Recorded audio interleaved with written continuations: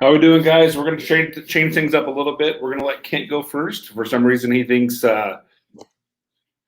should go first, and I agree completely because his stuff's usually more entertaining than mine. We're going to be doing something, like I said, a little different. It shouldn't be a crazy long meeting today, but an important one. So we're excited about it. Kent, take it away. Absolutely. Well, guys, hey, it's the real estate business, and things pop up that we can't fix, and so I'm gonna have to go first today, which I think is gonna be fun, and then we'll let Andrew get it rolling for you and teach you something that you really need to know. So we've been talking for the last couple of weeks about our database and how do we manage it and what do we do with it and how does it really become something that we need to know about. So, we've talked about contact of the database. How do we reach out and touch them, and why do we reach out and touch them, and those kind of things. And then we talked a little bit about taking the care of it. How do you get them, to understand it's you and who you are and why you keep reaching out to them, But one of probably my favorite things to do is the part where we build community in the database. Okay. And so people say, well, what do you mean by community in the database? Well, what community does, it gives us the opportunity to bring our database together. Right. And actually, thank God COVID's over and we can, or at least as close as over as it is, we can go and gather a little bit now. So that's one of the main things that we're going to talk about is how do you take your database and how do you manage it on a basis where you're building community within it? Because what happens is this, guys, is that all your clients, they see you and they know you. Most of the time you're going to meet them at a Starbucks or, somewhere at their house. If you're doing the listing for them, they never get to see the bigness of your business. They think, they know you're a pretty good real estate agent, but it never clicks to them that you've got hundreds of other clients out there. They don't get that. And so at some point in time, when we get them to see that, it gives them the opportunity to go, wow, this person really is good at this, right? Okay. So it's that reinforcement piece that goes in there to do it. So, you want to always position yourself within your database is that you're the authority in the market, right? So how do we do that? We do that by gathering. So the first thing we'll talk about today is the first piece of community is learning to go break bread with people. All right. So what you got to watch as a brand new agent is how you go about doing this. So I'm not saying take 100 people to lunch every month. Let's make that very, very clear. You can meet somebody at the coffee shop where for 50 cents you can refill that coffee for 2.5 hours and not have to worry about it, right? So you've learned how to break bread. And what I mean by that is you want to pick out your top of your database, your top A pluses, the one we've talked about sorting before. We sort them into A pluses. And I want to set up an opportunity to have a breakfast with them, have a coffee with them, somewhere where I can gather with them on a basis where it's one-on-one, me and them, just talking, right? Everything we do with our database does not have to be focused on a real estate transaction. And that's how we take this database and turn it into something big. If we take it from a transactional situation to a relational situation, right? And so learning to break bread with people. So I've got a reminder set up in my calendar that, every week I set a goal to have 3 different contacts of what I consider breaking bread. Most of them are just coffee, right? We go meet in the morning before everybody gets rolling, have coffee, maybe some kind of little crescent roll or something, but nothing expensive, nothing big. But it just gives me an opportunity to sit down and talk with the people that I know are going to refer business to me, right? And it makes all the difference in the world when you reach out to those people. So learn when you're doing this, the first thing you want to do is make sure that you have kind of a professional greeting. Hey, Andrew, it's Kent, we talk all the time, but I was wondering, maybe one time, maybe this week, do you have time to go have a cup of coffee in the morning? I got Tuesday or Thursday, which, would either one of those work for you? And so he's like, yes, no, maybe, okay. But I'm going to give him my option right there. And that's a pretty simple thing. He's going to say, well, what's this all about? I said, nothing really. I just, hadn't seen you in a long time. Thought we should catch up, maybe 30 minutes and just hang out and, just have a cup of coffee. Yeah.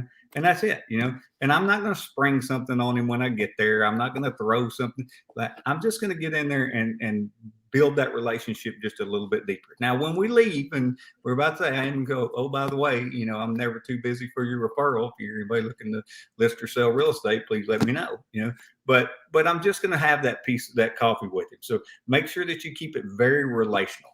How's the kids? How's the wife? How's your work? Maybe at this point in time, you learn something about a hobby you didn't know about from him. What you want to be doing during this breakfast is constantly listening to Andrew to see, one, can I learn something that I didn't know about him? And two, can I find out something where I can go help him move forward? So say, and I may have used this scenario, I use it all the time, but let's say Andrew's an empty nester. His last kid's moving out. Yeah. And and me and my wife went through this. That's why I say this. 27 years there's been somebody else in this house with us, right? And the last one moves out, and it was like, holy smokes, what are we gonna do now, right? And so if I can get in that conversation and see where he might feel, a little apprehensive about that, that gives me the opportunity to help him. Maybe not with advice. Maybe I just file that back in the back of my mind. And on my way home, I run by the bookstore, and I go in there and see, is there a book on, helping people through empty nest, right? And so I pick that book up, maybe a day or so. I'll either mail it to him or I'll stop by his office and hand it to him. Think about the impression that that'll make on him, right?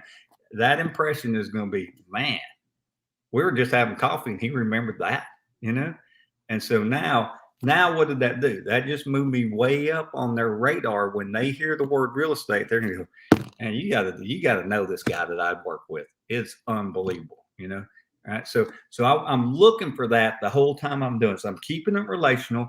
I'm keeping it short. I'm not gonna spend an hour and a half with him.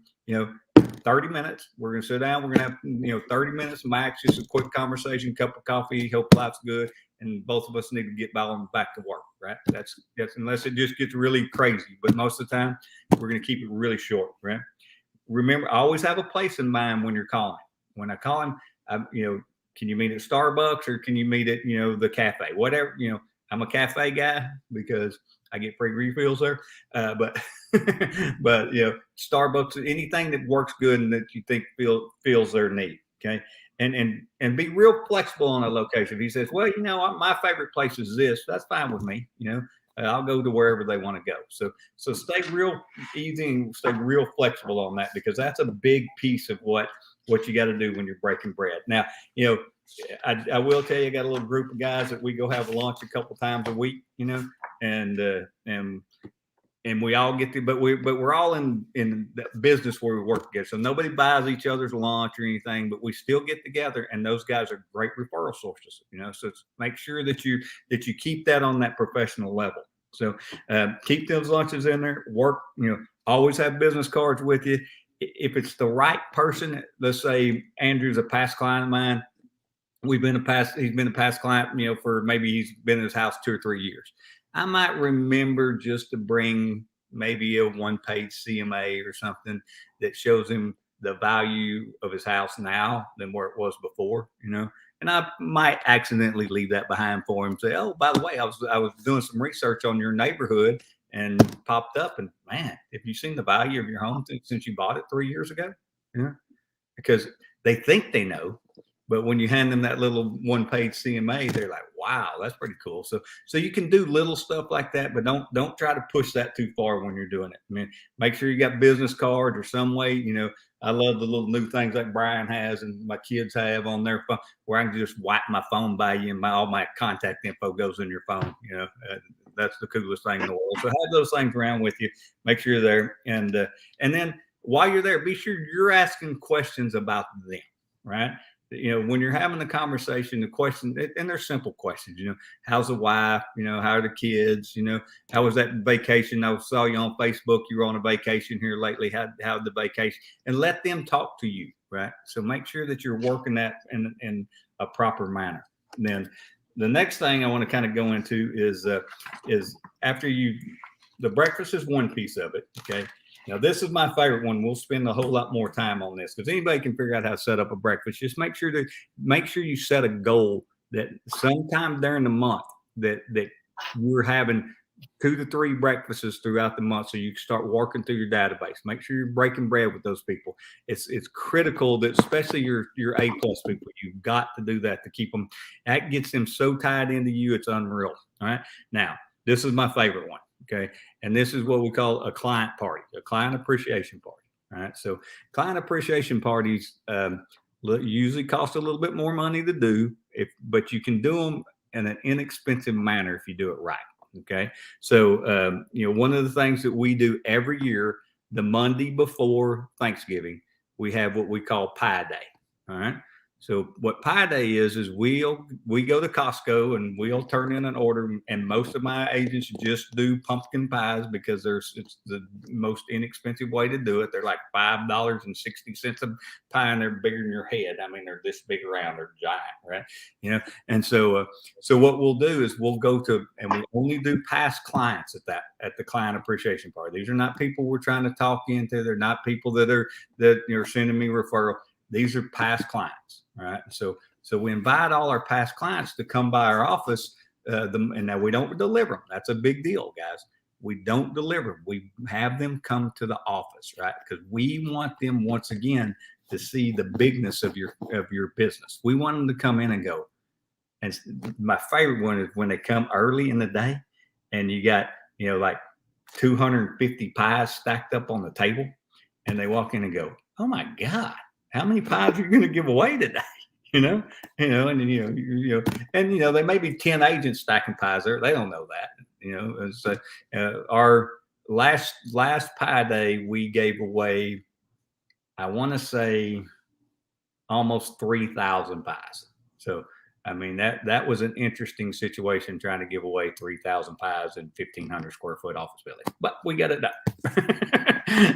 So, but you talk about when they walk in, and what the other thing it does is for like Andrew as a manager, if he does it at his office and you do your client appreciation party there, it gives him the ability to edify you to your clients. So you have two things you want to do. Is one, you want to get that pie in their hand and make sure they're happy and all that. But the other thing you want to do is introduce them to your supervisor or your manager or your broker or whoever you have in the ability that can come back and say, "Oh, you work with Andrew? Oh my gosh, man. I mean, you found the best real estate agent in the freaking country if you got to work with Andrew."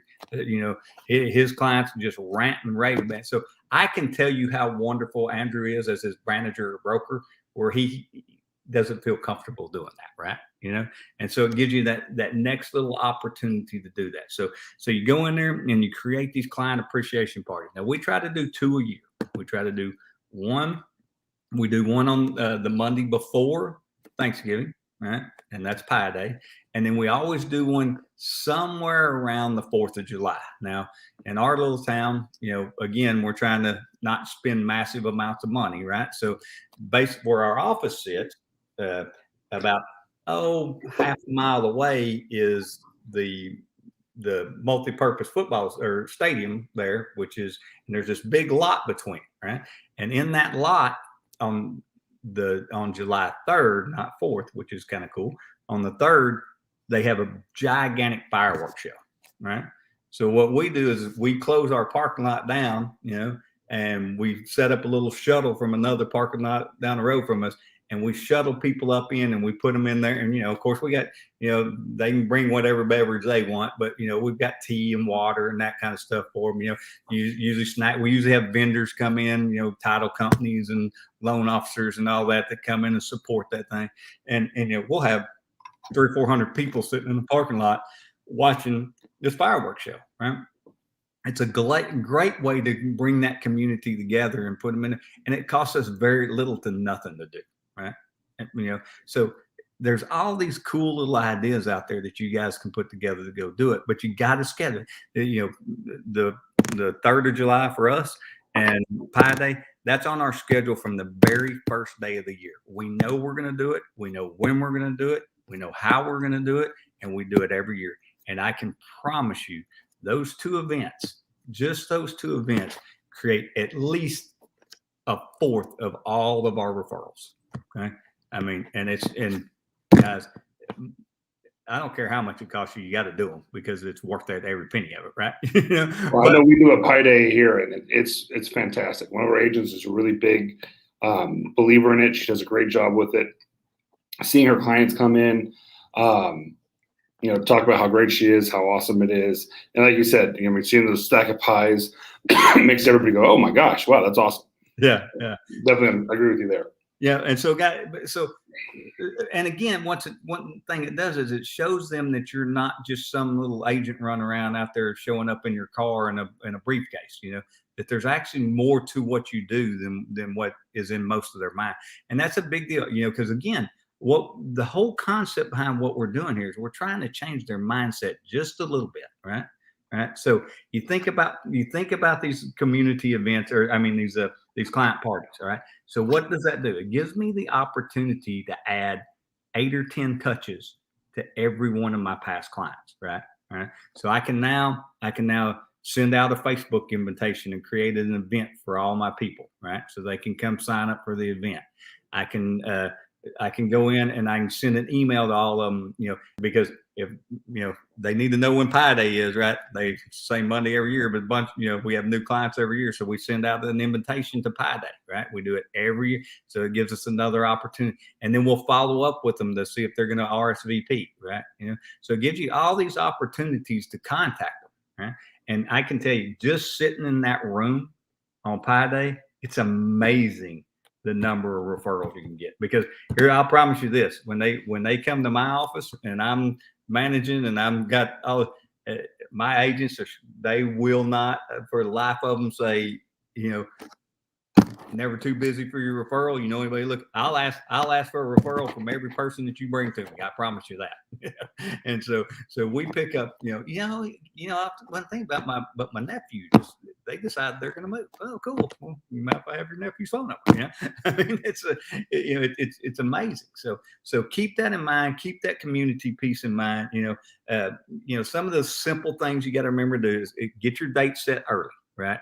Don't wait till the last minute to do this. This is something that should be on your calendar since from the very first day of the year, right? So get that date set. Make sure you set yourself a budget, right? And stay in your budget, guys. Now, one of the things I'll tell you is as you get bigger and you get more people, you'll get vendors that'll help you. Don't be scared to ask them. I ask them all the time. They're taking your client and making an income off of them. They should participate. That's just the way, and they want to. So don't misunderstand me. It's not like you're asking them to do something. Most of them want to. If they don't want to, it's time for me to find a new vendor. That's just kind of the way I look at that, right? Make sure you kind of got a theme.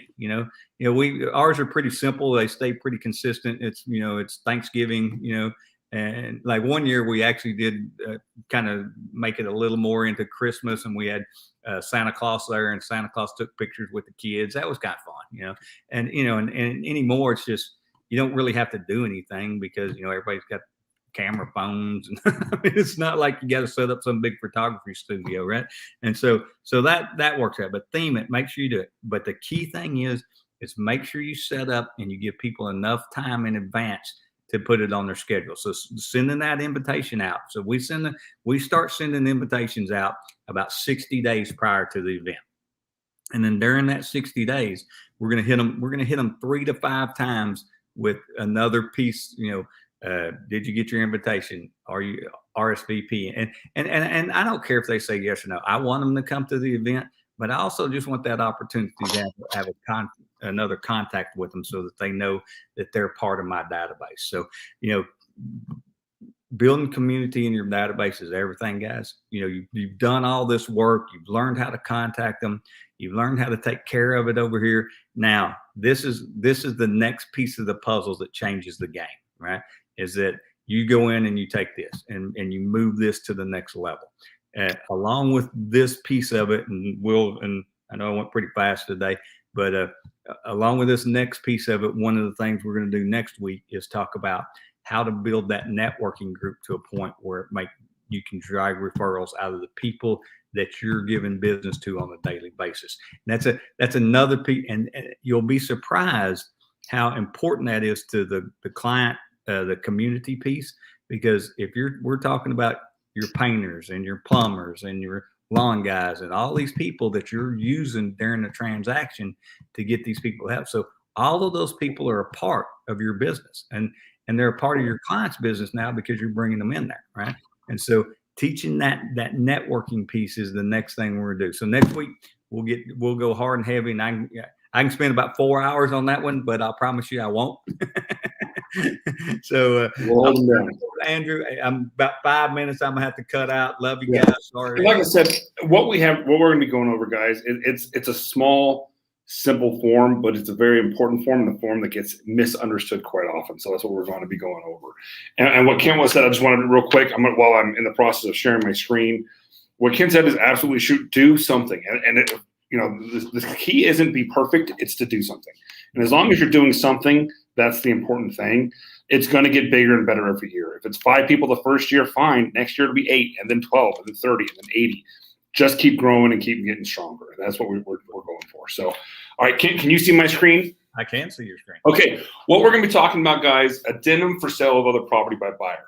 This is a form that gets misunderstood, miswritten, misused quite often. And the great thing about this form is it's actually good for both the buyer and the seller. And it really makes it where the seller sees a value in allowing this contract to go through, and where the buyer is comfortable doing what they need to do. So we're going to talk about it real quick.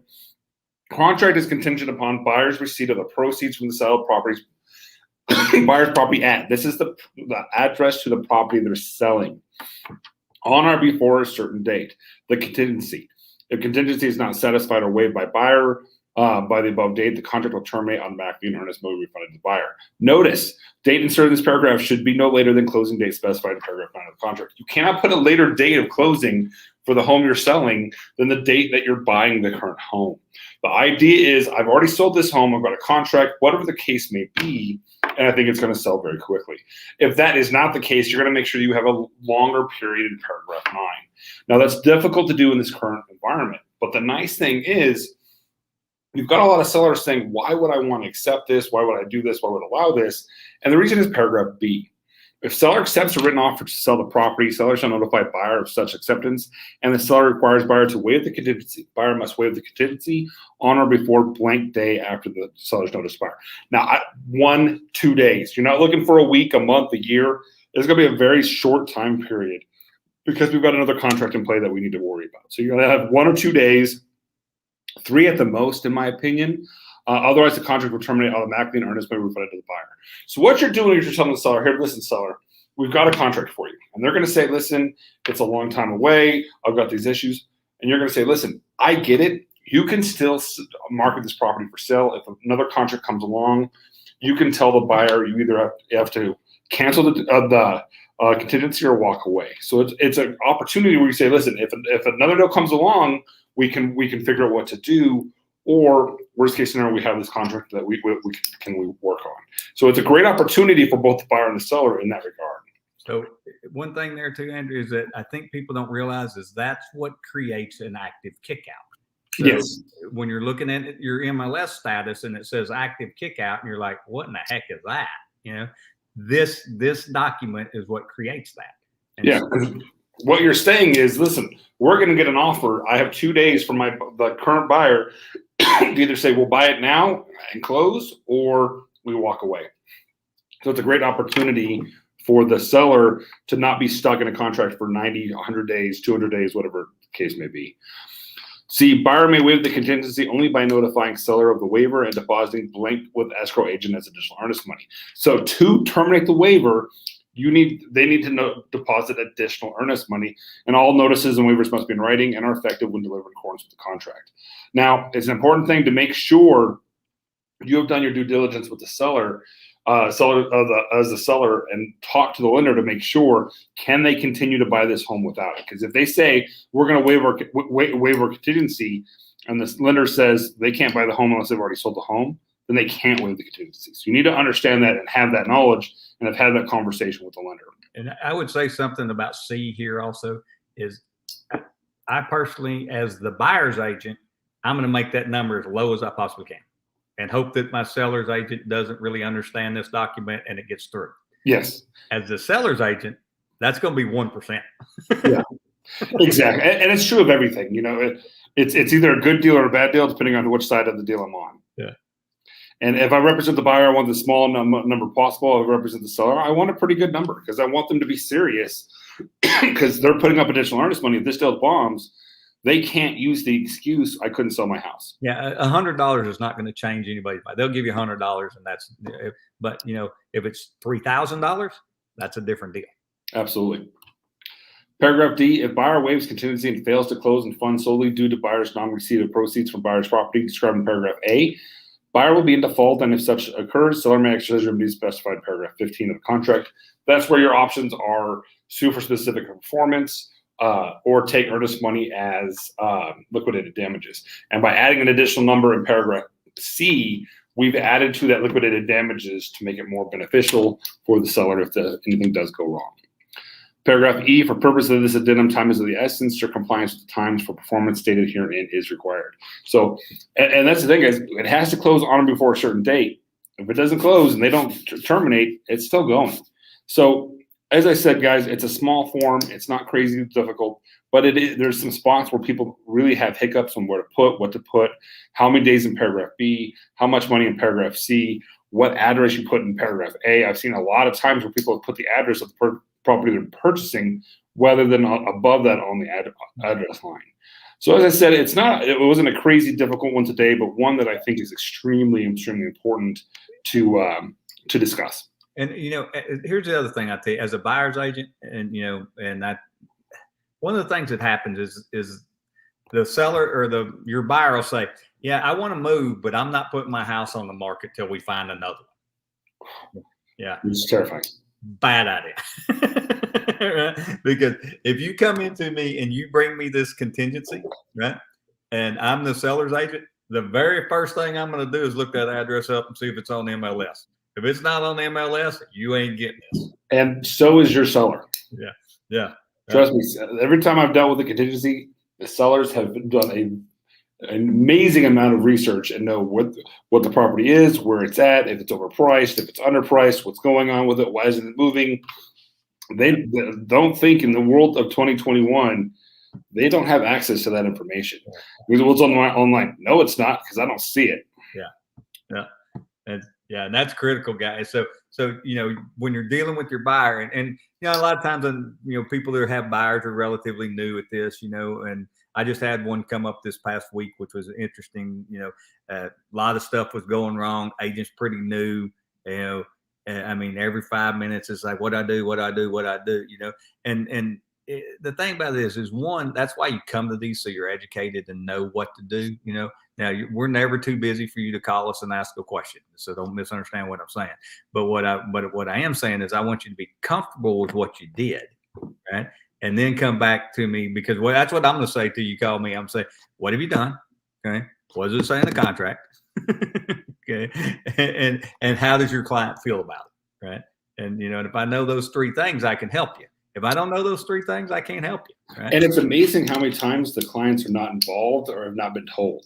I've seen agents wrap themselves in knots, just terrified about conversations they've had in their own mind with their clients. Yeah. Well, the clients haven't told me yet. Well, yeah.